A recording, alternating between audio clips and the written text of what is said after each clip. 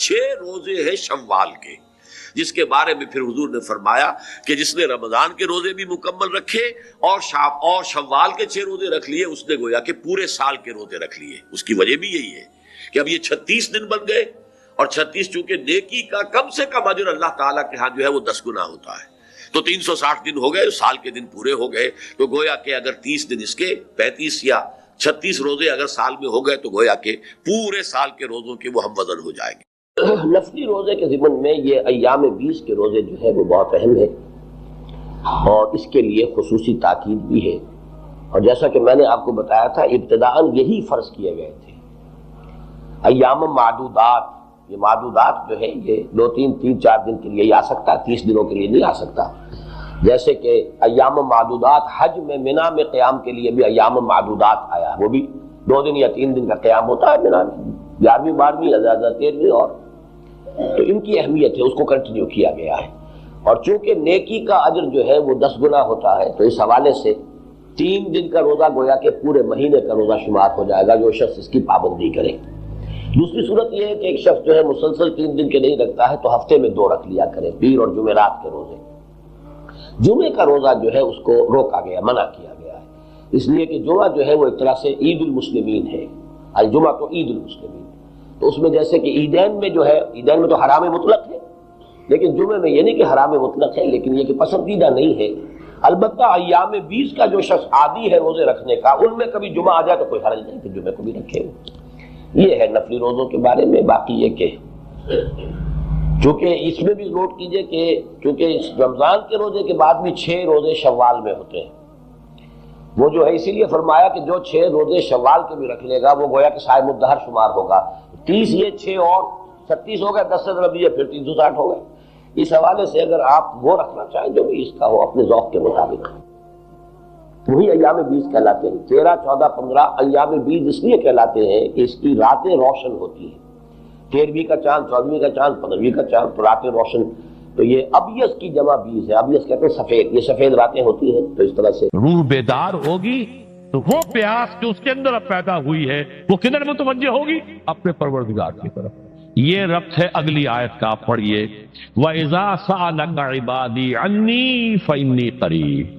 جب یہ روح بیدار ہو کر اپنے مرکز کی طرف متوجہ ہوگی، اپنے منبع اور سرچشمے کی طرف متوجہ ہوگی، اپنے مبدا کی طرف متوجہ ہوگی، تو اے میرے نبی صلی اللہ علیہ وسلم، جب میرے بندے آپ سے میرے بارے میں پوچھیں فَإِنِّي قَرِيبٌ، انہیں بتا دیجئے میں قریب ہی ہوں، کہیں دور نہیں، اس کی رگے جان سے بھی زیادہ قریب۔ ہم قریب ہیں، جب چاہو ہمیں پکارو، جب چاہو دعا کرو، جب چاہو باریابی حاصل کر لو۔ ہم تو مائل بے کرم ہیں، کوئی سائل ہی نہیں۔ ہم تو ہر روز رات کے آخری گھڑیوں میں سمائے دنیا تک نزول فرماتے ہیں، اور ہماری طرف سے پکارنے والا پکارتا ہے حل من مستغفر فاغفر لہ، ہے کوئی استغفار کرنے والا کہ میں اسے بخش دوں، ہے کوئی مانگنے والا حل من سائل فاعطیہ، ہے کوئی مانگنے والا جسے میں دوں۔ تم سوئے ہوتے ہو، ہم تو غافل نہیں، تو متوجہ تو ہو، آؤ تو صحیح ہماری طرف۔ حدیث قدسی میں آیا ہے میرا بندہ میری طرف چل کر آتا ہے، میں دوڑ کر آتا ہوں، وہ بارش بھراتا ہے، میں ہاتھ بھراتا ہوں۔ میرا بندہ میرا ذکر اپنے دل میں کرتا ہے، میں اپنے جی میں اس کا ذکر کرتا ہوں، یاد کرتا ہوں۔ اور میرا بندہ اگر کسی محفل میں میرا ذکر کرتا ہے، میں اس سے بہت اعلیٰ محفل میں اس کا ذکر کرتا ہوں، بلائے اعلیٰ کی محفل میں ذکر کرتا ہوں۔ یعنی کہ الفاظ ہیں کہ تو تم غافل ہو بھائی ہم سے، ہم تو غافل نہیں۔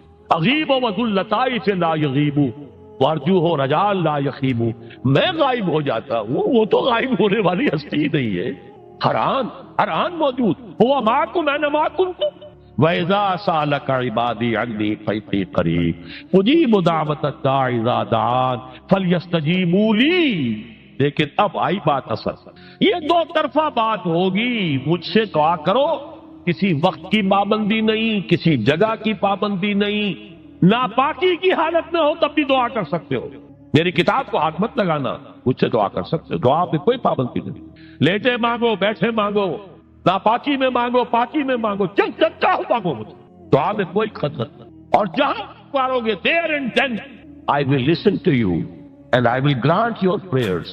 اجیبو جو ہے، اجیبو دونوں مان، جواب دینا اور قبول کرنا، اجابت استجابت دونوں کا ایک ہی مفہوم ہے، جواب دینا اور قبول کرنا۔ اجیب دعوت الداعی اذا دعان، میں تو ہر پکارنے والے کی پکار کو سنتا ہوں، قبول کرتا ہوں جب بھی وہ مجھے پکارتا ہے، لیکن فَلْيَسْتَجِيبُوا لِي، میرا بھی تو کہنا مانو، چاہیے کہ یہ بھی میرا کہنا مانے، مجھ سے محبت کریں، مجھ سے لو لگائیں، میرے دین کے لیے اپنے آپ کو وقف کریں۔ ان صلاتی و نسکی و محیای و مماتی للہ رب العالمین، میرے باغیوں کے خلاف بغاوت کریں، میرے دین کا جھنڈا اونچا کریں۔ یہ سارے احکام ہے کہ قرآن میں۔ قاتلوہم، جیسا کہ میں نے آپ کو بتایا اگلے ہی رکوع میں قتال کا حکم آ رہا ہے۔ اب وہ گھوڑوں کو روزہ رکھواتے تھے، بتا دیا یہ روزہ تمہیں کس لیے رکھوایا جا رہا ہے، اگلے ہی رکوع کے اندر حکم ہے، قاتلوا فی سبیل اللہ الذین یقاتلونکم وقاتلوہم حتی لا تکون فتنۃ ویکون الدین للہ، اللہ کے لیے دین ہو جائے، پورا کا پورا نظام اللہ کے تابع آ جائے، اس کے لیے پہلے دعوت دو، محنت کرو، جد و جہد کرو، اس دعوت کے نتیجے میں جمعیت فراہم کرو، جب جمعیت اتنی ہو جائے کہ پھر اس باطل نظام کے خلاف بغاوت کر سکو تو کرو بغاوت، اگر باطل نظام کے خلاف بغاوت نہیں کرتے ہو تو پھر ہم سے بغاوت ہے تمہاری۔ پہلے ذہنی بغاوت ہے، آپ ڈس اون کیجئے ذہنی اعتبار سے، نفسیاتی اعتبار سے، میں اس نظام کو نہیں اون کرتا، ریکنسائل نہ کیجئے اس کے ساتھ، کوئی تعاون نہ کیجئے اس کے ساتھ، کوئی چاکری اور ملازمت نہ کیجئے اس کی، تن من دھن لگائیے اس نظام کو بدلنے کے لیے، چاہے ابھی وہ دعوت کے مرحلے میں ہے، لوگوں کو تیار کیا جا رہا ہے، تربیت دی جا رہی ہے، تزکیہ کیا جا رہا ہے، لیکن ہدف کیا ہے؟ تاکہ اللہ کا دین غالب۔ فَلْيَسْتَجِيبُوا لِي، میرا بھی تو کہنا سنے اور مانے، میں جہاد کا حکم دیتا ہوں تو جہاد کریں، میں اقامت دین کا حکم دیتا ہوں اقیم الدین تو اس کے لیے کھڑے ہو جائیں، میں قتال کا حکم دوں تو قتال کریں۔ فَلْيَسْتَجِيبُوا لِي وَلْيُؤْمِنُوا بِي، اور مجھ پر ہی اپنا ایمان پختہ رکھیں، توکل کریں تو مجھ پر کریں، محبت کریں تو مجھ سے، راضی رہے تو میری تقدیر پر راضی رہے، توکل ہو، راضی برضائے رب ہو، اطاعت ہو، جب تک یہ ساری چیزیں اللہ کے لیے نہ ہو جائیں۔ والذین آمنوا اشد حبا للہ، اصل میں تو مومن وہ ہوتے ہیں جو سب سے بڑھ کر شدید ترین محبت اللہ سے کرتے ہیں۔ قل ان کان آباؤکم وابناؤکم واخوانکم وازواجکم وعشیرتکم واموال اقترفتموها وتجارۃ تخشون کسادها ومساکن ترضونها احب الیکم من اللہ ورسولہ وجہاد فی سبیلہ فتربصوا حتی یاتی اللہ بامرہ واللہ لا یہدی القوم الفاسقین۔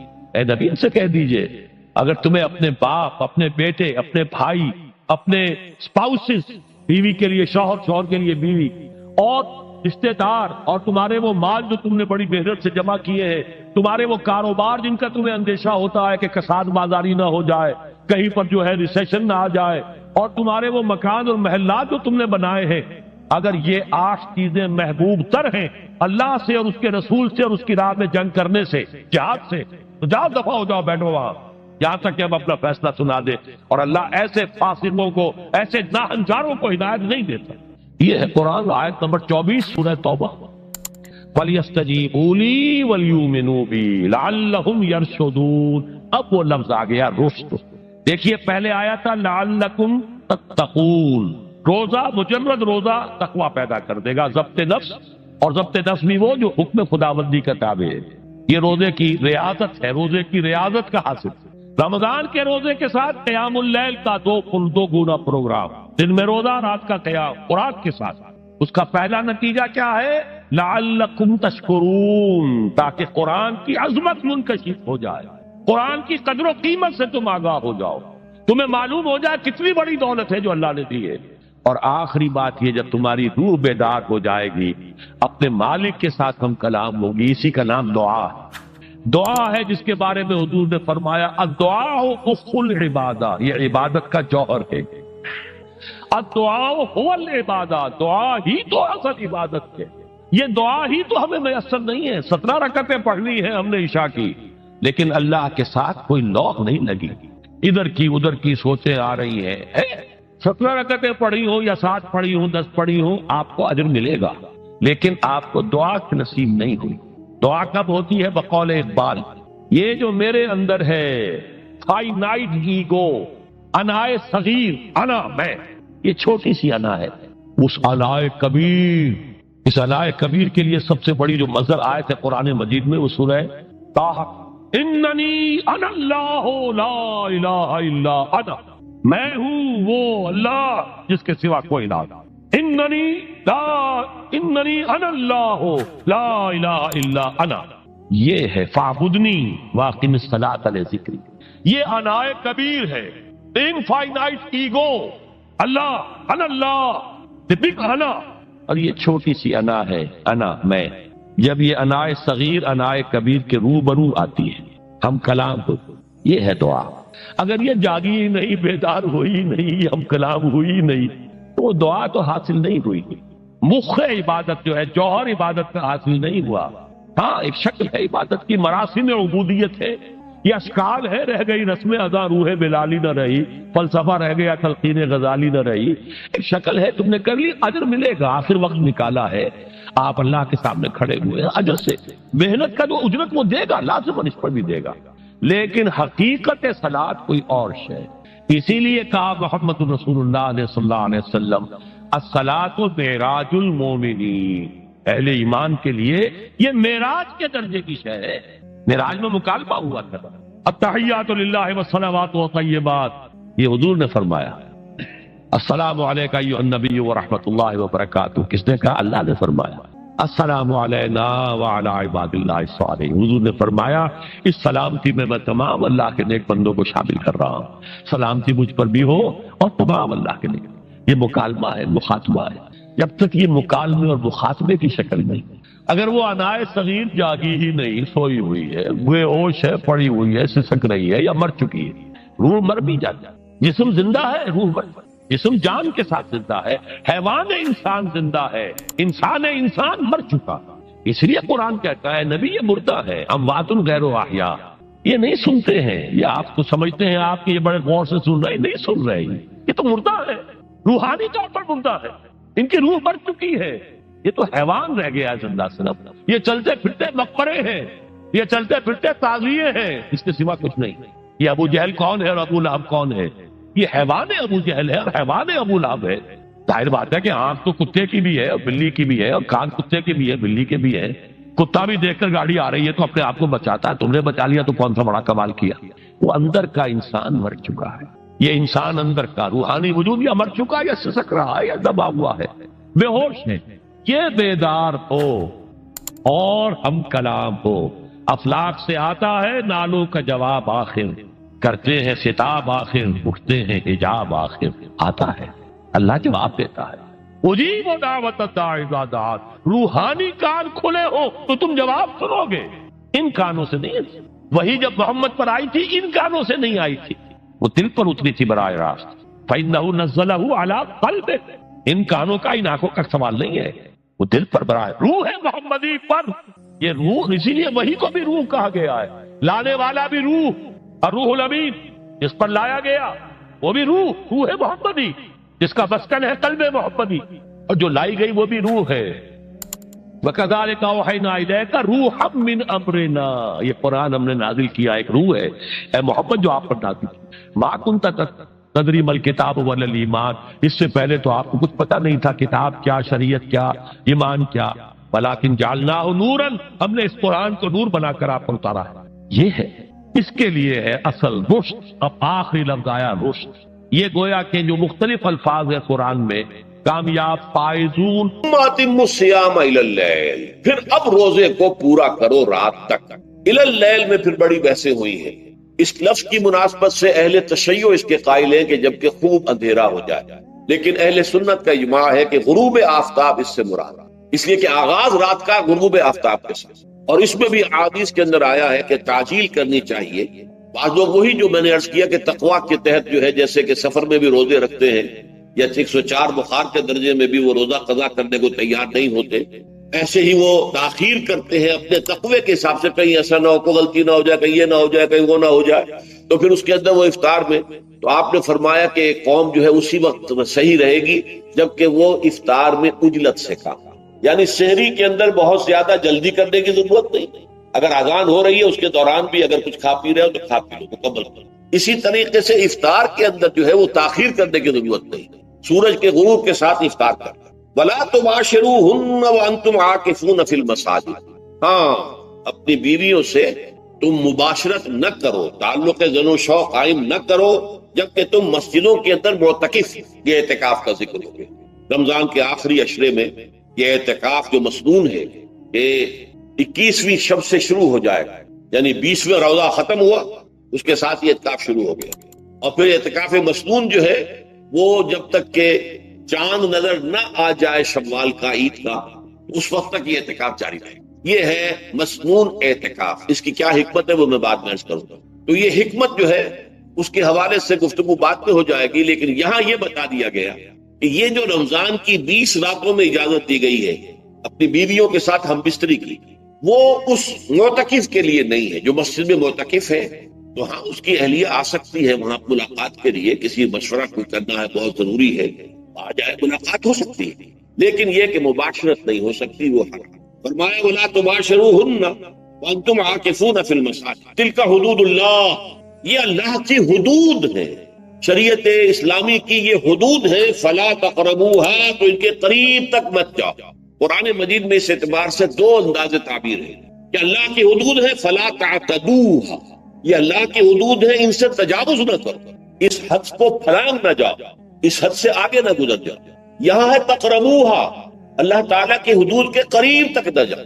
اس کی وجہ ایک حدیث میں بیان کر دی گئی ہے کہ جیسے ہر بادشاہ کی ایک چراگاہ ہوتی ہے، وہ صرف شاہی جو بھی ہے جانور ہیں ان کے، یا گھوڑے ہیں یا کوئی اور ہیں، ان کے چرنے کے لیے ہے، وہاں پہ کوئی رعایت کا کوئی آدمی اپنی بھیڑ بکریاں وغیرہ نہیں لے جا سکتا۔ وہ حما کہلاتا تھا کہ یہ شاہ کے لیے مخصوص ہے، لکل ملک حمن وحم اللہ محارمہ، اللہ بھی بادشاہ ہے کائنات کا، ارض و سما کا، اس نے بھی جن چیزوں کو حرام کر دیا ہے وہ حما ہے، اس میں داخل نہیں ہونا تمہیں۔ تو فرمایا کہ جو چرواہا اپنی بھیڑوں کو بالکل اس کی آخری حد تک لے جائے گا تو اندیشہ ہے کہ کوئی بھیڑ کوئی بکری چھلانگ لگائے اور اس چراگاہ میں داخل ہو جائے۔ اس لیے کیپ ایٹ اے ڈسٹینس، ایک فاصلے پر رہو۔ احتیاط کا تقاضا یہ ہے کہ اس آخری حد کے قریب نہ جاؤ، فلا تقربوها، اس کے قریب نہ جاؤ۔ ان حدود کی تو سختی کے ساتھ پابندی کرنی ہے۔ ان کے لیے یہ ہے کہ ان کو نہ صرف یہ کہ ان سے تجاوز نہیں کرنا، بلکہ ان سے ذرا کچھ فاصلے ہی پر اپنے آپ کو رکھنا ہے۔ کذالک یبین اللہ آیاتہ للناس، اسی طریقے سے اللہ تعالیٰ واضح کرتا ہے اپنی آیات کو لوگوں کے لیے، وَلَعَلَّهُمْ يَتَّقُونَ، اور تاکہ وہ پھر تقویٰ کریں، بچیں۔ جب احکام معلوم ہو گئے اب بچنا آسان، جب احکام معلوم نہیں تو اندیشہ ہے کہ کہیں کسی حرام کے اندر جو ہے وہ ملوث ہو جائے۔ جیسے کہ ایک حدیث میں آتا ہے کہ الحلال بین والحرام بین وبینہما مشتبہات، حلال کیا ہے یہ بھی واضح ہے، حرام کیا ہے یہ بھی واضح ہے، البتہ ان دونوں کے مابین کچھ چیزیں ہوتی ہیں متشابہات، پتہ نہیں حلال ہے کہ حرام ہے، تو تم بچو، ان چیزوں سے بھی بچو، اس لیے کہ اس کے اندر حرام ہونے کا اندیشہ ہے، لہذا ان سے بھی بچو۔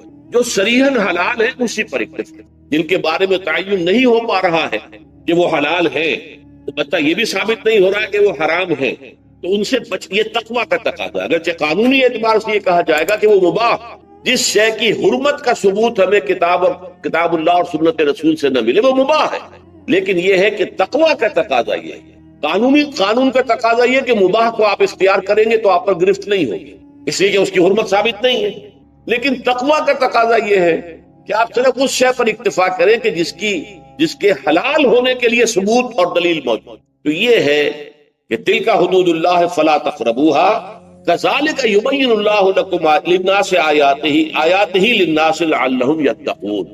یہ احکام ہے تکمیلی روزے کے، جس کے ضمن میں نے کچھ احادیث نبویہ کے حوالے سے بھی ان کی مزید وضاحت کر دی۔ اب یہ تیسری بات، روزے کا اصل حاصل کیا ہے؟ اب پہلی آیت پر ہمیں توجہ دینی ہوگی، یا ایھا الذین آمنوا کتب علیکم الصیام، اہل ایمان تم پر روزہ فرض کیا گیا، لکھ دیا گیا، طے کر دیا گیا۔ اگرچہ جیسا کہ میں نے عرض کیا یہ ابتدائی حکم ہے اور اس میں وجوب علی التخییر وہ بعد میں آ چکا دوسری آیت، کما کتب علی الذین من قبلکم، جیسے کہ یہ فرض کیا گیا تھا ان پر جو تم سے پہلے تھے، یعنی یہود اور نصارہ، ان پر بھی یہ روزہ جو ہے یہ فرض تھا۔ البتہ احکام مختلف ہو گئے، جیسے جمعے کا دن، اور جمعے کو چھوڑ کر یہودیوں نے سبت کا دن اختیار کیا، عیسائیوں نے جو ہے وہ سنڈے کو اختیار کر لیا، لیکن احکام میں فرق ہے۔ وہاں پورے سبت کے دن، ہفتے کے دن کاروبار دنیاوی مطلقاً حرام، لیکن ہمارے ہاں شریعت کے اندر آسانی پیدا کی گئی کہ صرف جمعے کی اذان سے لے کر نماز ادا ہو جانے تک وہ حرام ہے، لیکن باقی یہ ہے کہ اس سے پہلے بھی اگر کرو اور بعد میں جب فَإِذَا قُضِيَتِ الصَّلَاةُ فَانتَشِرُوا فِي الْأَرْضِ وَابْتَغُوا مِن فَضْلِ اللَّهِ، جب نماز ادا ہو چکے تو جاؤ منتشر ہو سکتے ہو زمین میں اور اللہ تعالیٰ کے فضل کو تلاش کر سکتے ہو۔ تو اسی طریقے سے اگرچہ حکم روزہ جو ہے وہ تو سابقہ امتوں میں بھی تھا، لیکن یہ اس کے احکام جو ہے ان کے اندر تغیر و تبدل ہے۔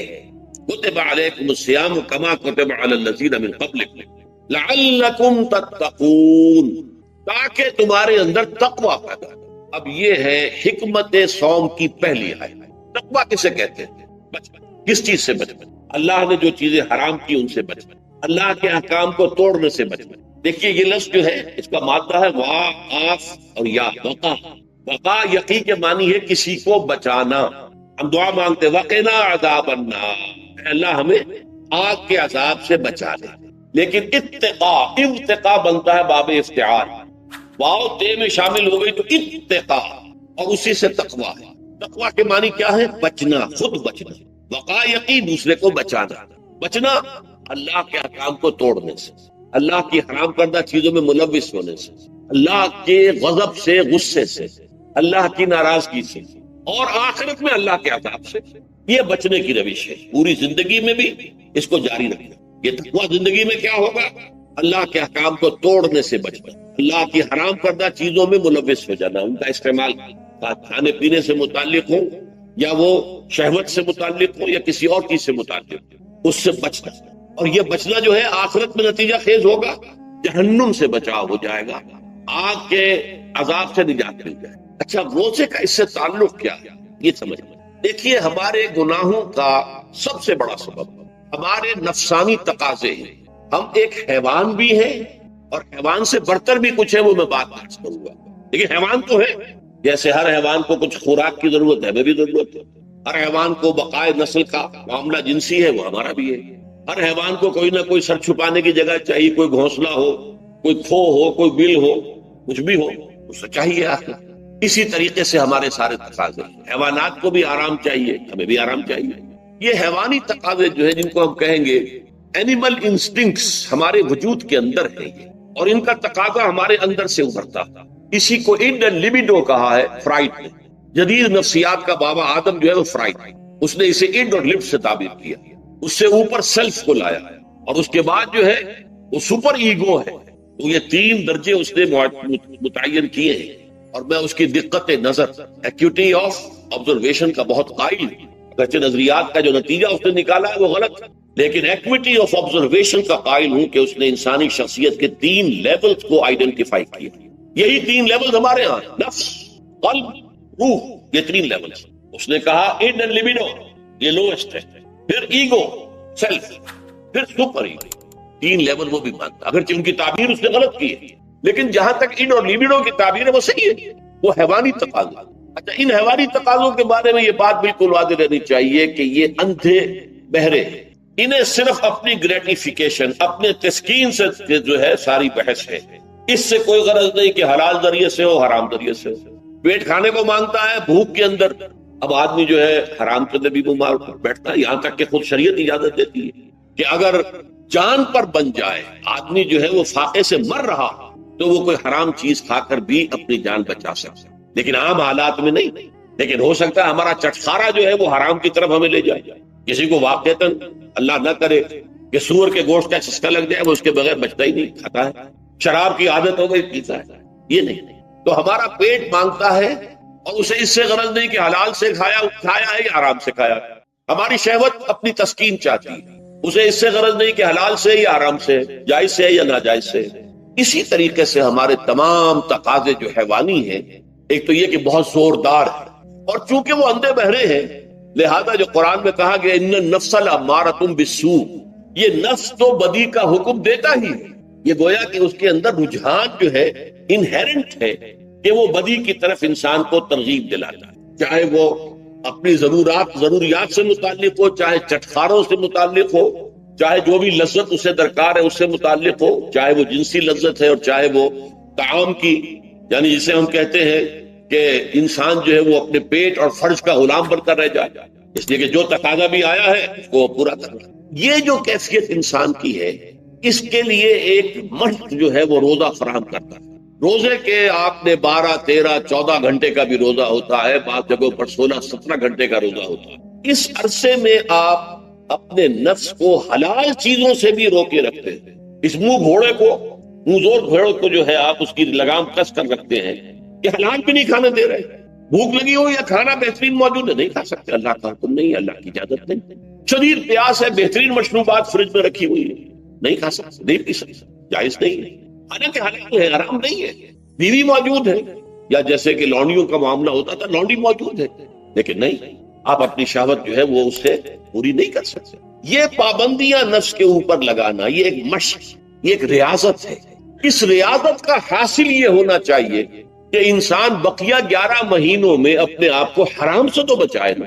یہاں وہ حلال سے رکا ہوا اللہ کے حکم سے، کہ حلال چیز بھی نہیں کھا رہا، دن بھر نہیں پی رہا، دن بھر نہیں اپنی کوئی شہوت پوری کر رہا، دن بھر حلال ذرائع سے بھی، تو اس سے اس کے اندر یہ ایک، اس کو ہم کہیں گے سیلف کنٹرول پیدا ہو جائے، اپنے نفس کو قابو میں کر لے۔ یہ گویا کہ اس کا سب سے پہلا، اس روزے کی ریاضت، روزے کی مشق کے حوالے سے یہ اس کی حکمت ہوئی کہ اس سے کے ذریعے سے انسان میں سیلف کنٹرول پیدا ہو جائے، ضبط نفس۔ یہاں پہ تھوڑی سی میں وضاحت کر دوں، رہبانیت کے اندر آپ کو معلوم ہے کہ سیلف اینیہیلیشن، انگریزی الفاظ جو ہیں وہ زیادہ بعض لوگوں کے لیے واضح ہوئے، نفس کشی، نفس کو کچل دینا، ختم کر دینا، مار دینا، یہ رہبانیت میں ہوتا، اسلام میں نہیں۔ اسلام کا نظام بڑا متوازن ہے۔ ان لنفسک علیک حقا وان لزوجک علیک حقا وان لزورک علیک حقا، حضور نے فرمایا دیکھو تمہارے نفس کا بھی تم پر حق ہے، اسے مناسب حد تک آرام دینا بھی تمہارے ذمے ہے، اسے غذا بہم پہنچانا بھی تمہارے ذمے ہے۔ فرق صرف کیا ہے؟ حلال سے ہو، حرام سے نہ۔ اس کی شہوت کو پورا کرنا بھی تمہارے ذمے ہے، فرق صرف کیا ہے؟ جائز راستے سے ہو، حرام سے نہ۔ اس کا نام ضبط نفس ہے، سیلف اینیہیلیشن، نفس کو کچل دینا۔ یہ جو تپسیاں جو ہیں ہندو سادھو کرتے رہے ہیں، اور جو سب سے زیادہ معاملہ جو ہے وہ جو راہب ہوتے تھے حضرت مسیح علیہ السلام کے پیروکاروں میں، انہوں نے تاریخ کے اندر جو مثالیں دی ہیں اس کا جو ہے اندازہ کرنا مشکل ہو جاتا ہے کہ کس درجے وہ لوگ اپنے نفس کو کچلتے تھے، جس کا قرآن مجید میں سورہ حدید میں ذکر بھی ہے۔ اکثر لوگ تو پابندی نہیں کر سکتے تھے، اپنے اوپر پابندیاں لگانے کے بعد غلط راستوں پر بھی چل پڑتے تھے، لیکن جو لوگ ان پابندیوں کو نبھاتے تھے وہ کس انتہا تک جاتے تھے۔ کبھی آپ جو ہے ہسٹری آف کرسچن مناسٹسزم پر جو تاریخ کی کتابیں لکھی گئی ان کو پڑھیں تو اندازہ۔ مولانا مودودی نے تفہیم القرآن میں اس کا کچھ حوالے دیے ہیں، واقعہ یہ کہ رونگٹے کھڑے ہو جاتے ہیں انسان پر کہ اس درجے میں انہوں نے اپنے نفس کو کچلا۔